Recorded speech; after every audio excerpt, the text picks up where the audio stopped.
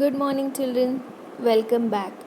In the previous video, we have seen about the electromagnet, the solenoid, the electric conduction, and then we have also seen the Fleming's left hand rule. In this video, we are going to learn about the electromagnetic induction, which was founded or discovered by the Michael Faraday. Okay, so electromagnetic induction means what?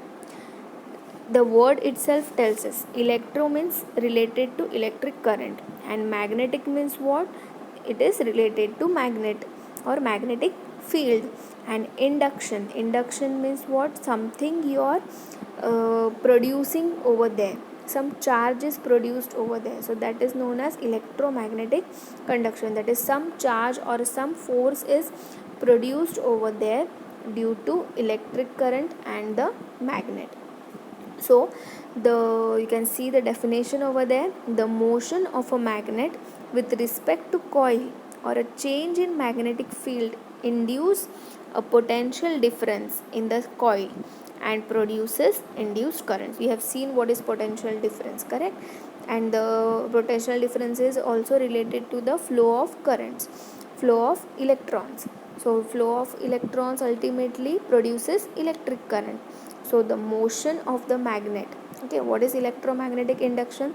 It is related with the two concepts.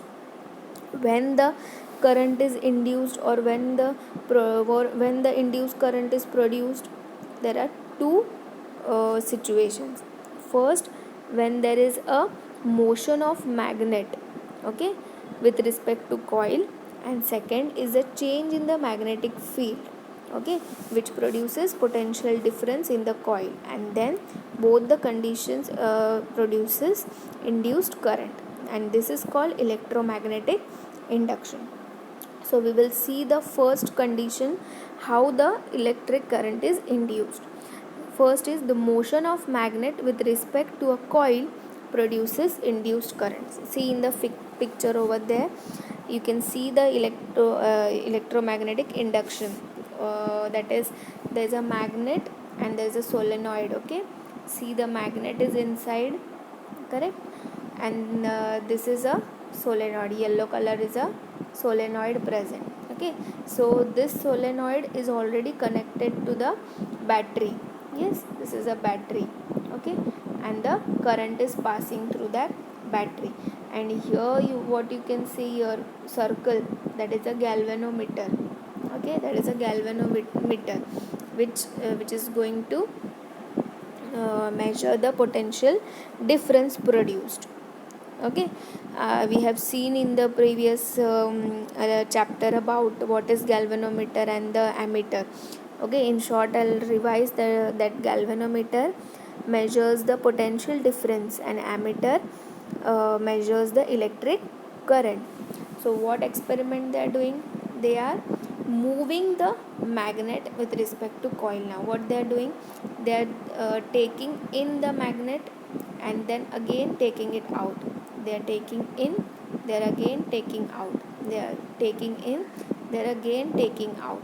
Okay, so this movement of the magnet, when they are moving, what happens? See, if the magnet is moved towards or away from the coil of a wire connected to a galvanometer, the galvanometer needle shows a deflection. This shows that current is induced in the coil due to the motion of the magnet. Means what? When the magnet is moving, okay, when the magnet is moving in and out, what is happening? This galvanometer is showing the deflection. Okay, deflection means what? Sometimes the needle goes this side, sometimes the needle goes this side, then again it comes in the center, again it goes here, again it goes there. Means what? It is showing that some potential difference is getting produced there. Okay, this was the first case. Now we come towards the second case, that is, change in the magnetic field produces induced current. Okay, now we are changing the magnetic field. Okay, take two coils of wire wound around a cylindrical paper roll. Connect one coil to the battery and other coil to the galvanometer. If current is passed through the first coil, the galvanometer needle shows a deflection in the second coil. If current is disconnected, the needle moves in the opposite direction. This shows that current is induced due to change in magnetic field. Means what we are doing now? We are taking two coils. This is the first coil and this is the second coil. Okay, so what we are doing? We are connecting the battery to first coil and we are not connecting battery to the second coil.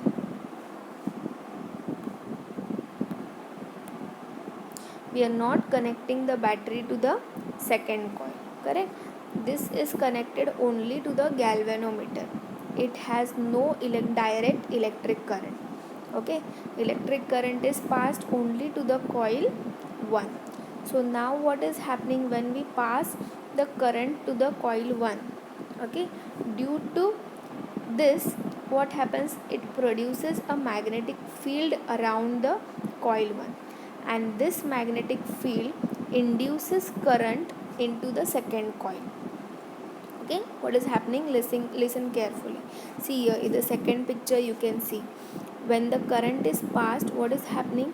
The waves, the magnetic field lines are passing from one coil to the another coil. Yes, they are passing from one coil to the second coil. That means there is a induction happening over there, correct? The primary coil is transferring the induction to the secondary coil, and to check this, what we have connected to it, it is a galvanometer or a voltmeter, correct? By this galvanometer we can measure the current induced due to the change in magnetic field. Okay, so these were the two conditions. We'll see the previous slide.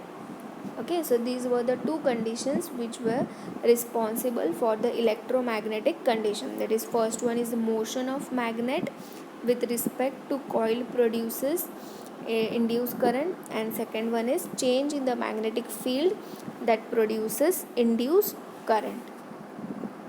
Okay, so related to this, we have the Fleming's right hand rule. The direction of induced current is given by Fleming's right hand rule. It states that if thumb, same what we have done for left hand, you have to put the right hand in the same way. Okay, the thumb, the forefinger and the middle finger of a right hand is held perpendicular to each other such that thumb points in the direction of the motion.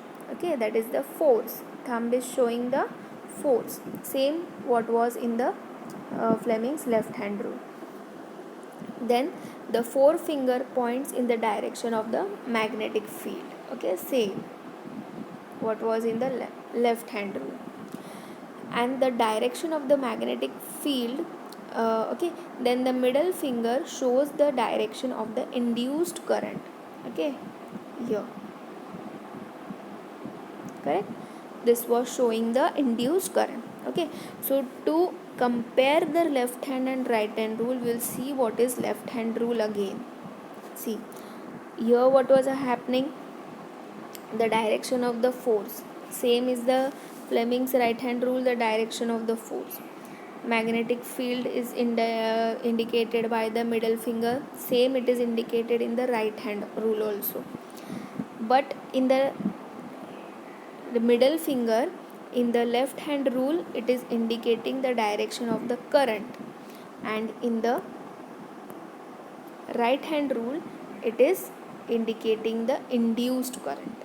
Okay, both the rules are same, only the difference is the middle finger in the left hand rule it shows the direction of the current, and in the Fleming's right hand rule it shows the induced current. Okay, it shows the direction of the induced current. Okay, I hope you are clear with the Fleming's left hand rule and right hand rule. Okay, do not get confused. There is only one difference in the rule, that is of the middle finger showing the direction of the current, and in the right hand rule it shows the direction of the induced current. Okay, Next we have the direct and the alternating current.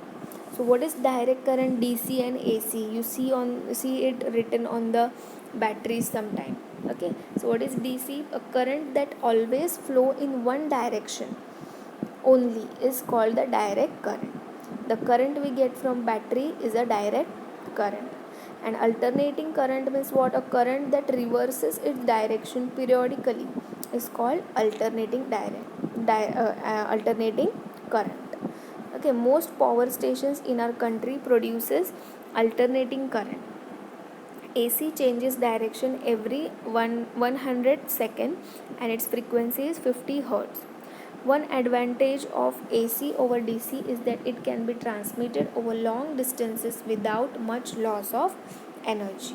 Okay, so in this, what we can see is that in direct current, I'll tell you, if you keep on allowing the flow of current in only one direction, what is happening? There's no break in between. Correct. If you keep on heating something, or if you keep on using some energy for a long time, what happens? The conductor or the material which is using that energy becomes heated up. Okay, so it may be chances that some energy may get lost. Okay, so to avoid these conditions, we prefer mostly the alternating current. It means what? If it is traveling in a particular direction, what we do, we stop it and reverse the direction. Means what? We are saving some energy at for the few seconds. Okay, so this is one of the advantage of AC over the DC, that is alternating current is better than direct current. Okay, so alternating current can be used for a very long distances, and direct current is mostly used where there is a short demand of electric current, that is for the battery. Okay, we need battery for not for the long distances. Okay, so to travel over the long distances, we use a alternating current. You can see the graph over there. Direct current means what? There's no change in the current and there's no change in the time. But for the alternating current, the current is going to go up, and again it is becoming down, again it is going up, it is coming down. Okay, so now the use of alternating current. So domestic electric circuit. So what is happening? How the electric circuit is fitted in our homes. Okay, electric power to home is supplied through the mains. It has two wires. One is a live wire, that is positive wire with red insulation, okay, red color, and the other is a neutral wire, that is negative wire with the black insulation. See over here, the pole fuse, like where the pole, you have a pole near your house. Okay, so the pole is there.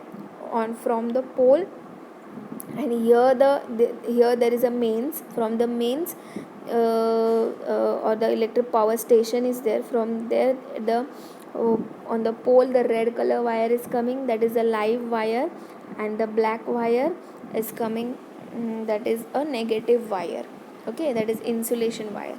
And then it comes to the electricity meter, which is fitted in our buildings.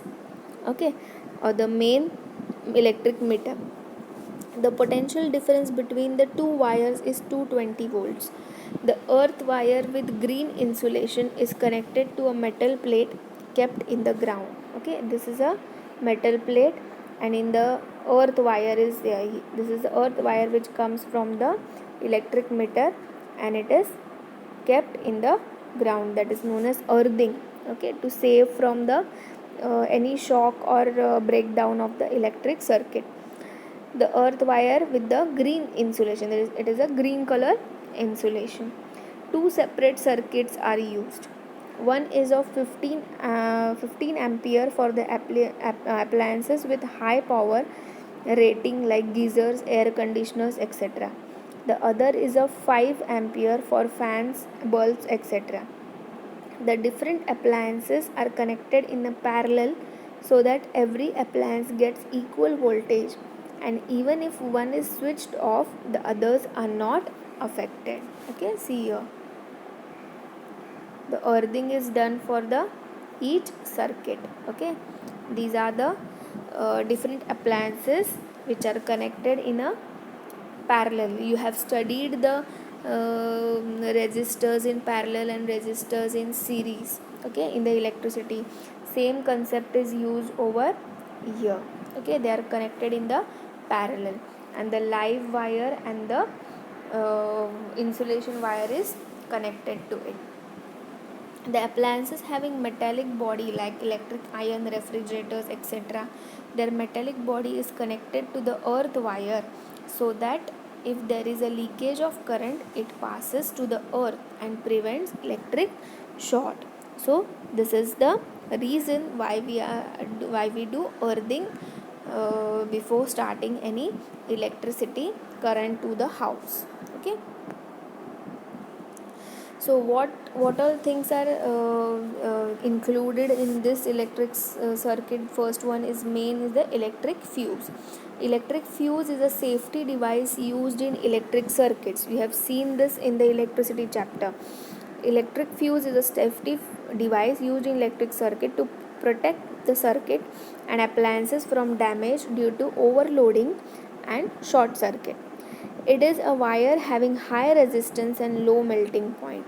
If excess current flows to the circuit, the fuse wire melts and breaks the circuit. Fuse wire is made up of metal or an alloy of metals like lead, tin, aluminium, or copper. It is connected in series with the live wire. Okay, so when the electric fuse is important when there is a overload. So what is overloading? Overloading is caused due to increase in voltage, or if the live wire and a neutral wire comes in contact, or if too many appliances are connected to a single socket. It results in overheating of the wires and can cause damage to the circuit and appliances. Therefore, remember that do not put too many wires or do not operate too many appliances at one time. So it causes to or it leads to short circuit. So what is short circuit? Short circuit is caused when the live wire and the neutral wire comes in contact and current suddenly increases in the circuit. It causes spark, fire and damage to the circuit and the appliances.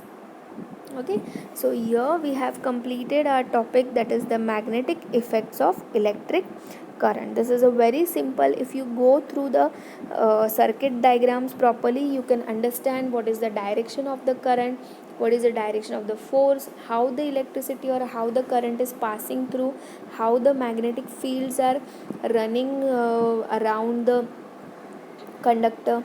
Okay, so do not be afraid of that diagrams or the concepts are very easy, and the very practical applications are there, what we get in our house. Okay, that is all related to these both chapters, that is electricity and magnetic effects of electric current. So we can infer from this lesson that the magnet is very very very important part of our life or day to day conditions where we live. Okay, thank you children.